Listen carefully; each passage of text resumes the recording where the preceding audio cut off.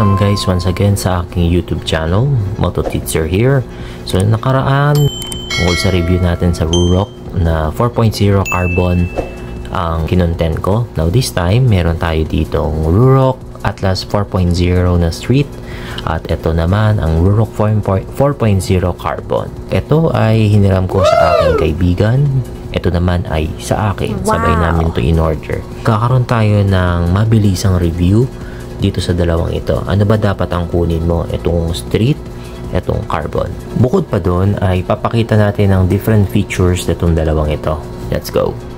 As you can see, sa unang tingin, halos hindi sila nagkakalayo ng itsura. Yes, sa unang tingin. Pero ang major difference nitong dalawang to, sa itsura ha, sa shell ay ito. Tignan nyo to. Yan, meron siyang vent dito, while itong street ay wala.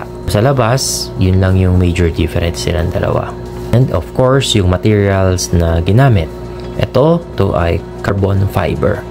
While this one, ito ay fiberglass.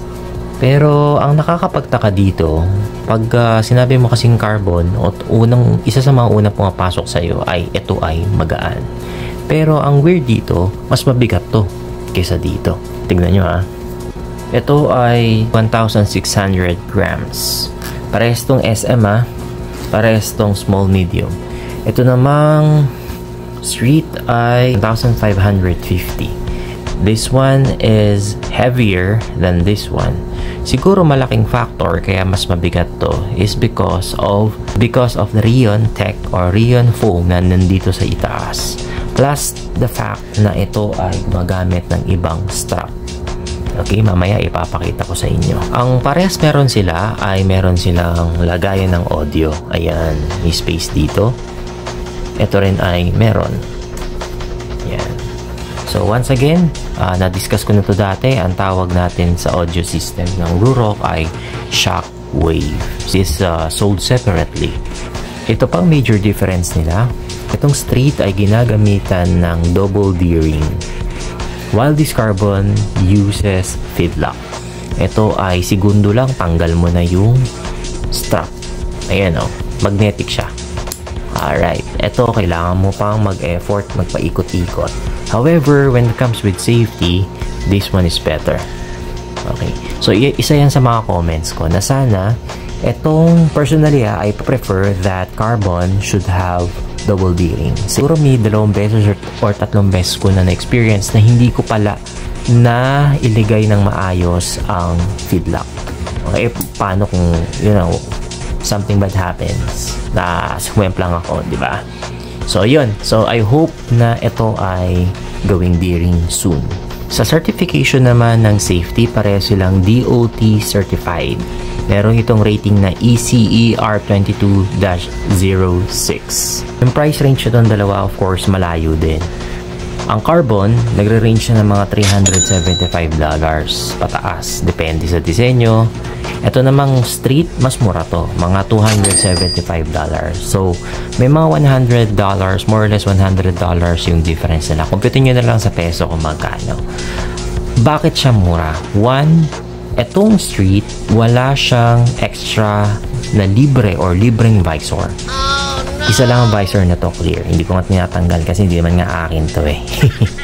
Ito namang carbon, meron siyang 2 visor. Isang tinted or dark at saka clear.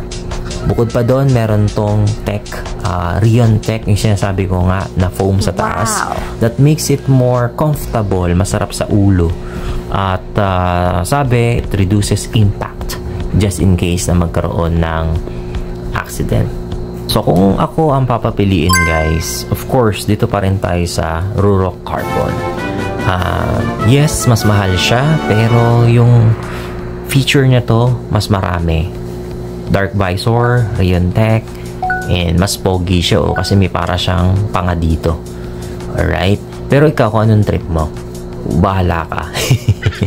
Pogi din naman yung street mo, tignan nyo. At first glance, hindi nyo mapapansin na magkaiba sila. Tama? I hope guys, nakatulong ako sa pagpili ninyo kung ano ang bibili ninyo na Ruroc Diba? Ang bilis lang. So I hope one day guys makita ko sa kalsada using this quality helmet and makasama namin kayo sa ride. So once again, Moto Teacher here. Ride safely everyone. And konting lambing na rin guys, paki-subscribe na rin ang aking YouTube channel. At kung gusto nyo magbigay ng additional information tungkol sa mga helmet na to, kung may tanong pa kayo, don't hesitate to comment. Alright? Ride safely and God bless.